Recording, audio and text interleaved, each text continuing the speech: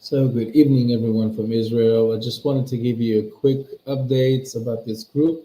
As you know, we created a chat room for you guys to discuss your opinions and your news, and possibly even make new friends, people under the same agenda, people who support Israel, people who support the United States, and our fight for justice against evil.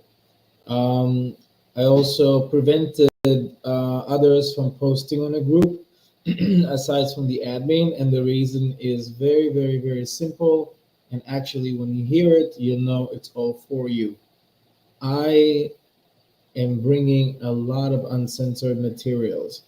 In fact, I really have to be careful because even the stuff that I bring, I try not to attach videos or some pictures. And I'm not even talking about anything gory because I don't like watching that either. But to see like images from the enemy's social network. So I'm for years now. So I don't think they spotted me. I changed my profile picture there, but for years I've been a part of about 150 networks, Telegram networks of Hamas. So it's too late for them to go over their 80,000 subscribers or followers and see who might be the Israeli guy. So I get a lot of stuff from there. And I'm telling you, there's one thing that I hear from the Israeli side, from our side here, and there's totally a different picture that we hear from Hamas. And I'm telling you, everything that Hamas is saying, especially when it comes to the hostages, is pure evil, cynical, psychological warfare. For example, in Israel, we have something called censorship, which is national censorship. It belongs to the IDF, meaning you're not allowed to publish things that might either tamper with an investigation or put some forces at risk or reveal locations that are supposed to be secret before an operation or anything like that. Or sometimes when IDS soldiers fall in the battlefield, and unfortunately, six of them, and I'll explain about it a little later. Six of them, six Israeli soldiers, may God bless their souls. They fell today in the battlefield inside of Gaza, and I'm telling you, this is a tough, tough, tough fight to conduct.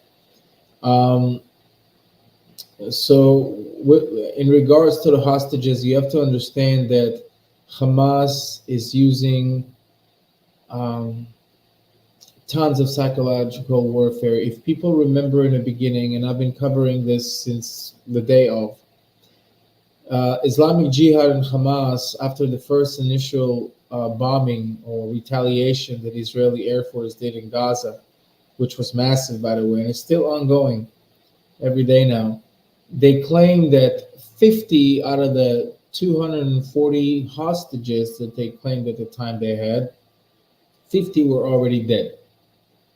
So now we're dealing with 150 hostages who are supposed to be alive. And again, that's according to Hamas and Islamic Jihad. And when Hamas or Islamic Jihad tells you that it's nighttime right now, you better open the window or run outside to make sure it's true because they're just so their their lies are evil. There's some lies and there are evil lies, and their lies are evil. So going back to the deal with the hostages, the Israeli media is pushing for a ceasefire, just like the Biden administration. Anything that's going to stop the fighting, they will promote. People talk about the hostages, and I will do a whole podcast about that in the next coming days because I have a lot to say about that. But the families are demanding from the Netanyahu government and the war cabinet and everybody who's now in the middle of fighting a battle for the right to Israel, for the right for Israel to exist. So they're fighting to the right for Israel to exist. And while they're doing it, people are flooding the streets. And then they have a lot of PR people with them, and people who want to take advantage of their pain and worry and gain yet again political dispute and political division, and to throw off Netanyahu from running Israel, from being the rightfully elected prime minister. And don't get me wrong, I have a full stomach on Netanyahu for allowing Hamas to grow to the size that Hamas is right now. But what needs to be done right now is that the IDF should complete his mission, his task. And right now, the dispute is on the order of things. The hostages' families and all the people that took advantage of their pain and joined them for political reasons, and there are many, many of those, and you can see them on Israeli TV studios daily. They demand that Netanyahu will release them, meaning release all the terrorists from our prisons, and well, they're talking women and children for women and children, but Hamas, what they don't tell you is that Hamas refuses. They want to send mothers without their children and children without their mothers, and they want to separate families.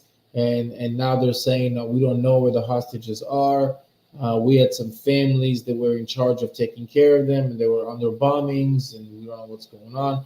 So up until then, I thought that, this is like very, very, you know, um, very low psychological warfare to do against families who are torn apart right now. But when I dug into their social medias, and some of them really just go all out at with their posts on Telegram and their graphic, and but in between them, if you look and you translate from Arabic or you read Arabic, I came across a very disturbing video that, but it's out there. I mean, everybody knows about it now. They don't talk about it because they just know one part of the video, and I saw the full part of the video. And you're talking about somebody who's, I think, 87, 86-year old Israeli who's really, he's got medical condition, and he needs his medication in order to even survive.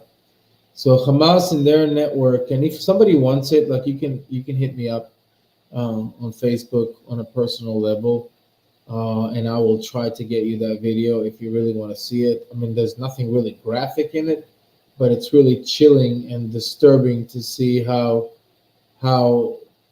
they don't value humans' life, and especially when it comes to Jewish person, they don't value that. So the first time they came with the psychological warfare was when they had the female soldier. I forgot her first name, but Marciana was her last name, and she was talking in the camera and talking about who she is and her parents' name and what she does, and how she was kidnapped to Gaza. And then immediately after, in the same video clip, they showed a picture of her deceased, and with her foot cut off or something, and they claim it was from the bombing, and which is nonsense. They just wanted to kill another Jew and then blame the IDF for bombing whatever, because people were guarding her. So how come they didn't die from the bombing? But in a very heroic operation, I think it was last night or the night before, her body was rescued, and she can finally be put laid to rest in Israel around her loving family. So when it comes to ceasefire, right now there is no deal. It's all speculations. It's all pressure. It's all people talking, and all these negotiation talks about possible exchange between filthy convicted terrorists and our innocent people, which is disproportionate on its own if you think about it. But we value our citizens' lives. To us, one Israeli is worth 10,000 of these rats. 10,000 of these rats are not even worth the toe, the pinky toe of an Israeli that's out there in Gaza in some sort of a tunnel. So back to the battlefield. From what I recall, all day today, Very, very heavy clashes. Also, we had rockets to the center, rockets really outside my window. I remember posting a video to the group here.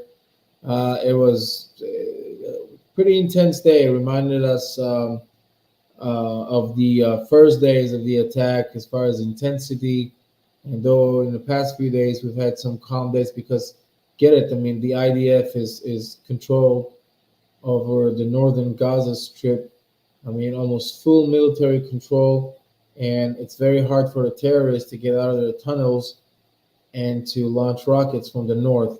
So the rockets we've witnessed today were actually from southern Gaza, from where that leads me to the next news update, where the Hamas leaders, and when I say leaders, I mean the military wing leaders, the chief of staff, Mohammed Def, which is a master terrorist, archive terrorist that Israel tried to eliminate it, I think almost 5 or 6 times. And he pretty much lost almost every body part possible. And he's still functioning, or they're said that he is giving orders to the terrorists.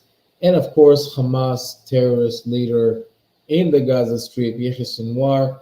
It was told and it was published, but the Israeli censorship was allowed to be published. I mean, that they fled to Rafah, to southern Gaza.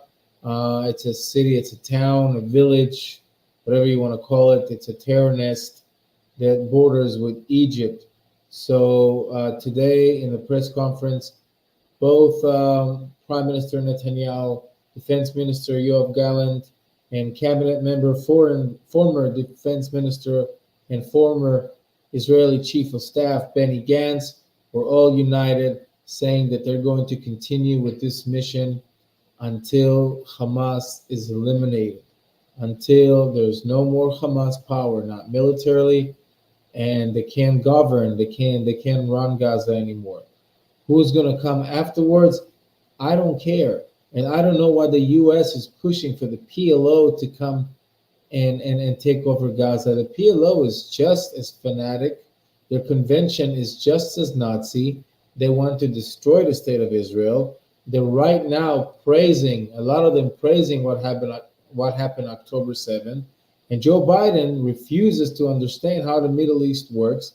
And to me, Gaza should either be just a no man's land, like a security area that is just, there's no military or people there. These people should immigrate, go to Europe, go to Egypt, go to the other Arab countries.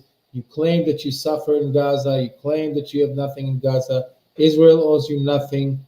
Israel owes nothing to people that wants to destroy it. The infrastructure in Israel, like electricity, internet, and water, belongs to the Israeli people, Jews and non-Jews alike, but to the Israeli citizen, not to the Gazan. and pretty much today, there's also a dispute about them getting diesel for their generators. They're getting fuel. They say it's for the septic system, because if not, they can have diseases. You know what? I don't mind stuff like that being supervised, so they don't say that the IDF is trying to do a mass murder there. We're not like them. We're not trying to do that. We're trying to fight Hamas and Hamas only. And that's why we have boots in the ground, because if we wanted to just wipe off Gaza, we would just wipe off Gaza. Wait 48 hours, 200 aircrafts. They would just flatten the whole thing. They would warn people. They would give them 2 hours, not 24 hours, to evacuate, to go to the border with Egypt. We would also bomb the border and let them flee there, and we would flatten Gaza. But that's not the case. That's not the point. We're not monsters. We're not war criminals.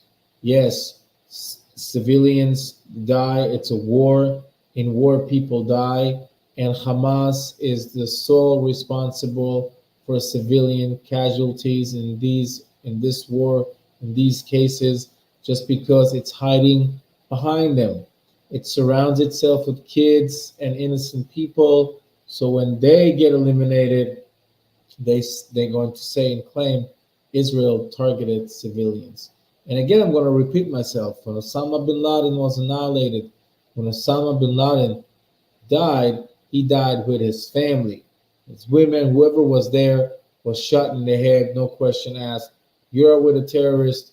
You are in our way between us and completing our mission, and that mission has to be completed.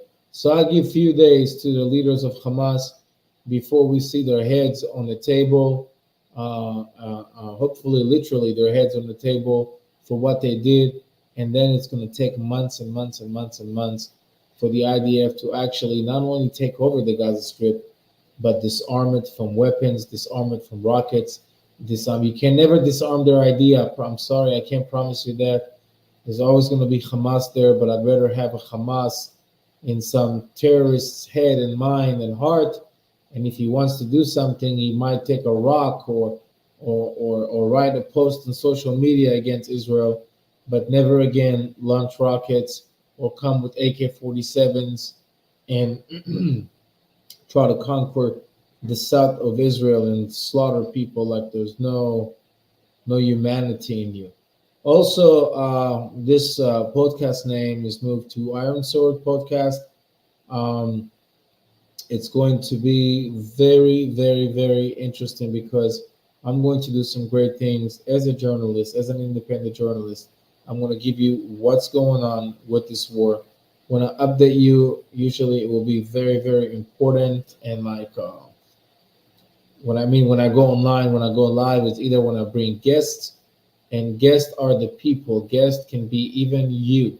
If you want to speak, if you want to tell us how you see that war, if you want to tell us what helps you pick sides, do you pick sides? Please come talk to us. The world needs to know. It's not about me just giving you information.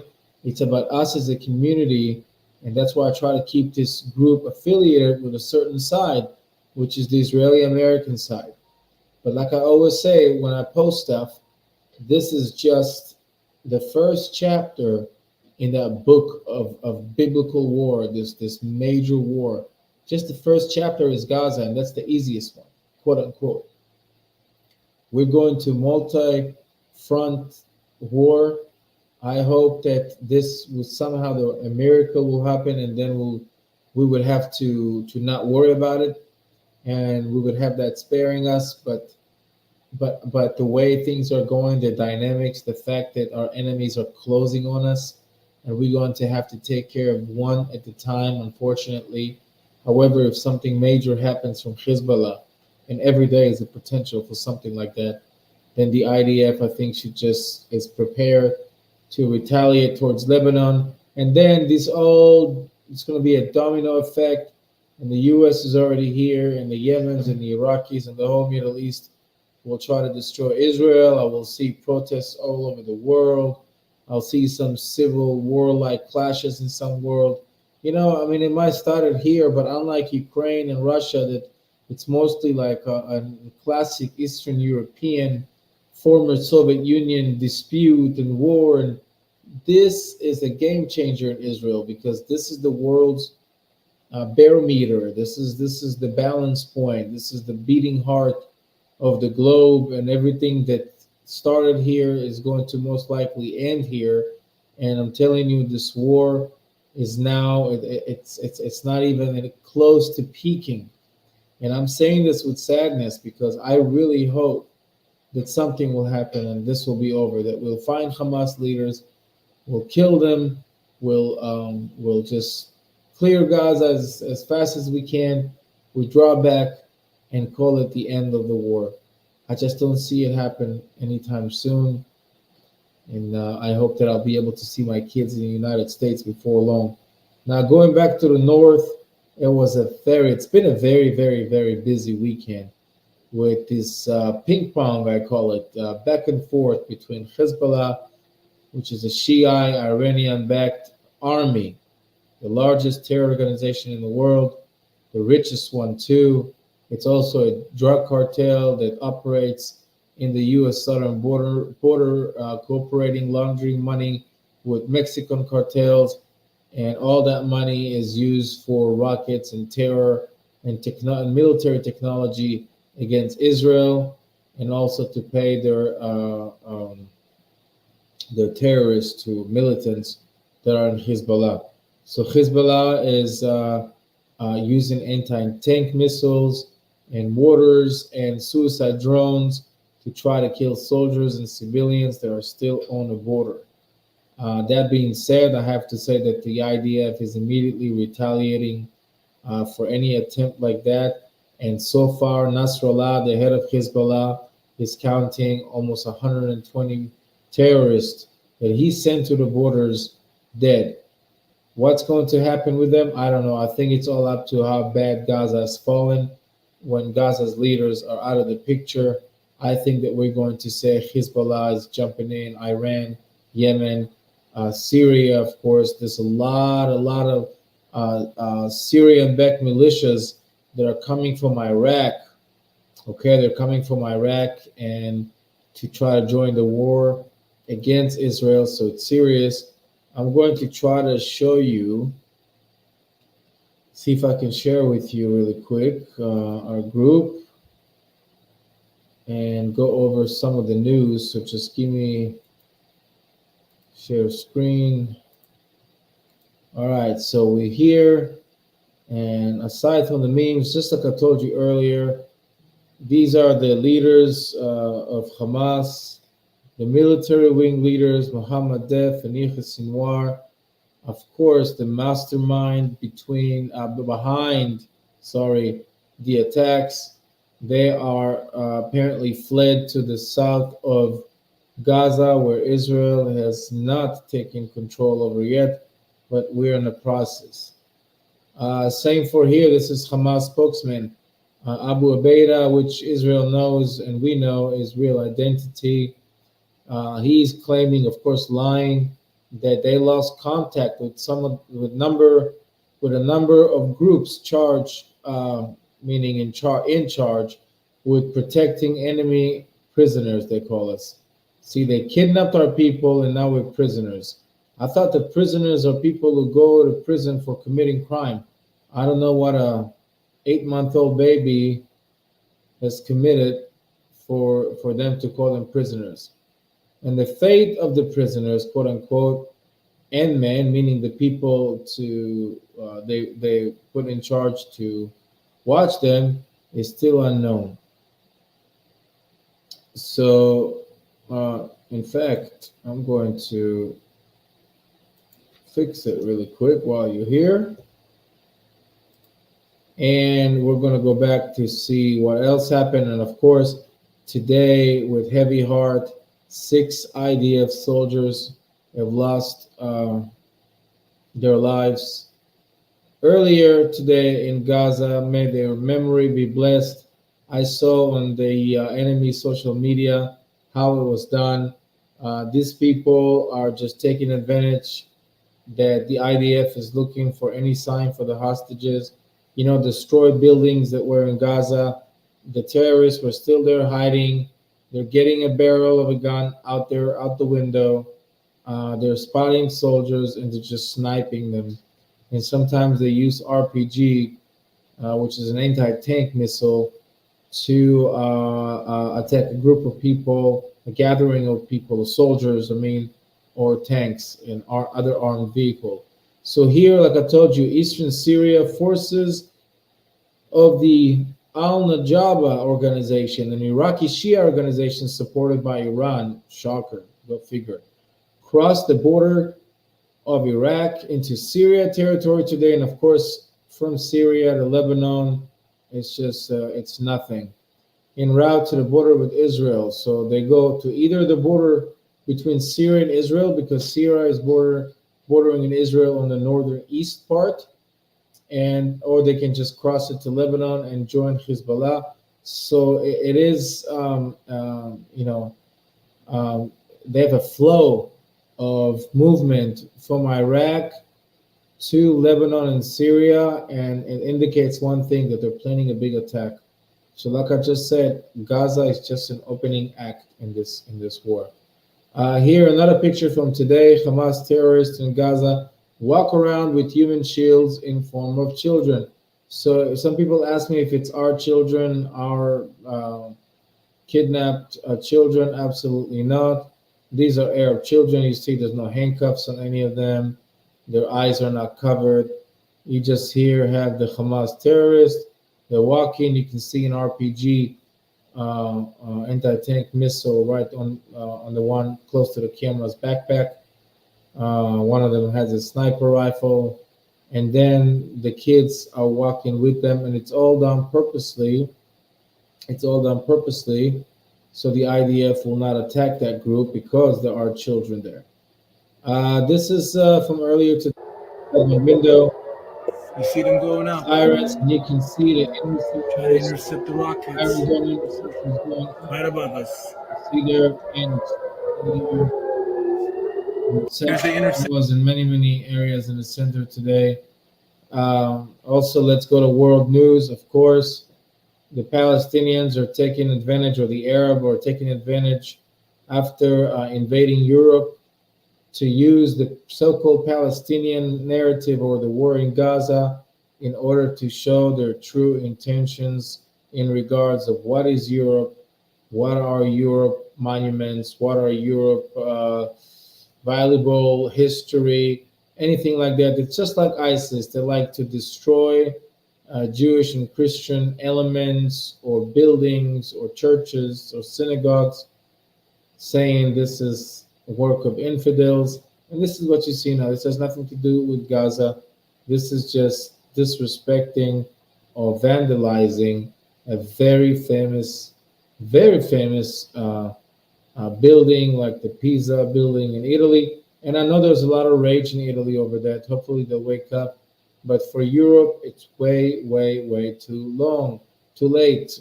Took them too long, and now it's too late. So here, remember in the beginning of the war, that murderer that just sitting here with the white shirt and khaki pants next to the police officers, right after he hit a Jewish, I don't want to even say protester, just Jewish men flying the Israeli flag, and they happen to have a pro-Hamas protest next to it. Some type of a word exchange happened there, and then the Muslim professor, okay, supposed to be professor, meaning I'm a man of culture. I'm not going to be violent. I'm going to be intellectual. I'm going to conduct a respectful debate.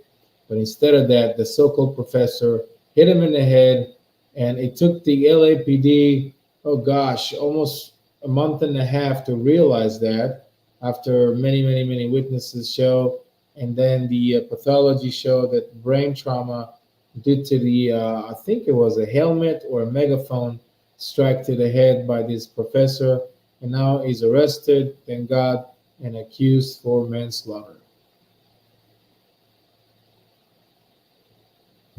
We'll see what else we got here. Yeah, this is just an exhibit from, you can watch it in the group. It's mocking the human rights organization in the world. And this is one of the most concerned and last news I wanted to give you. Look, the Biden administration is using a bear hug technique against Israel.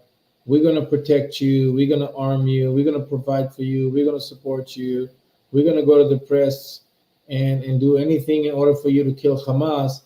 But you're going to kill Hamas with the highest risk of your own soldiers at the IDF. The White House. The supply of fuel to Gaza should continue on a regular basis and in larger quantities. Excuse me, larger quantities? They don't need fuel unless they're moving their trucks, the UN trucks, with supplies back and forth. They should give them enough of what they need, and they should have it for their septic system and sanitation systems, so they don't have outbreaks of some diseases, but nothing else, because Hamas using this fuel for to launch rockets, and of course to ventilate their tunnel network, because without that they will suffocate there before long. So Israel had to cave into this Biden pressure.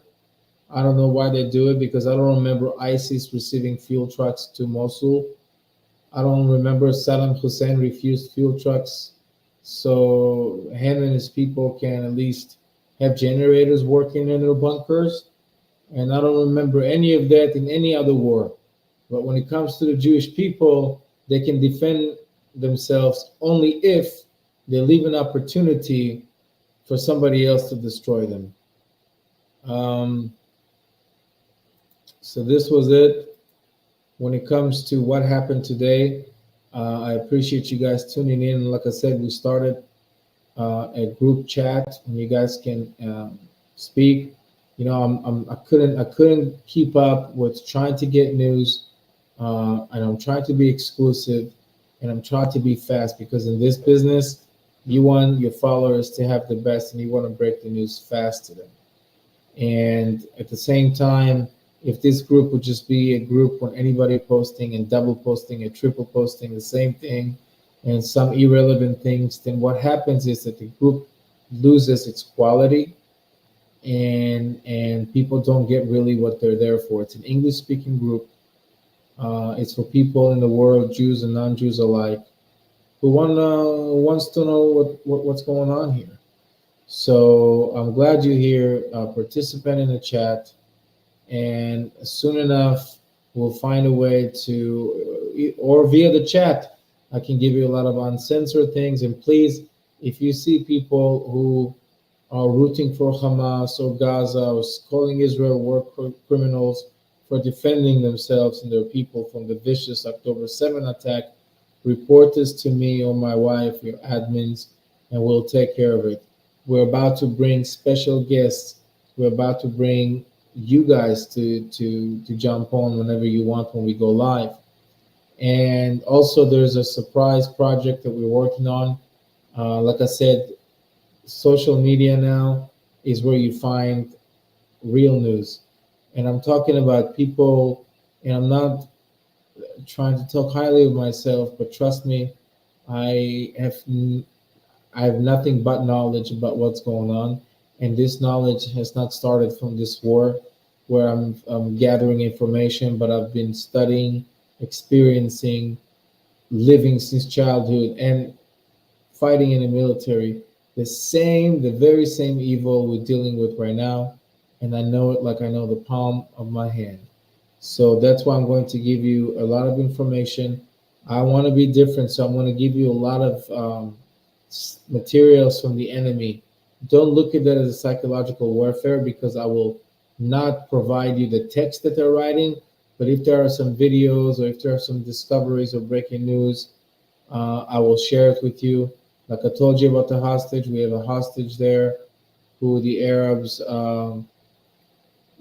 edited a video that he is laying in a hospital bed, but he looked in good shape, talking. I mean, he just had like some sort of a blood pressure cuff and saturation measure thing, and he was talking about his heart. And then a second after, they showed his body, and he was deceased. I'm not going to mention his name.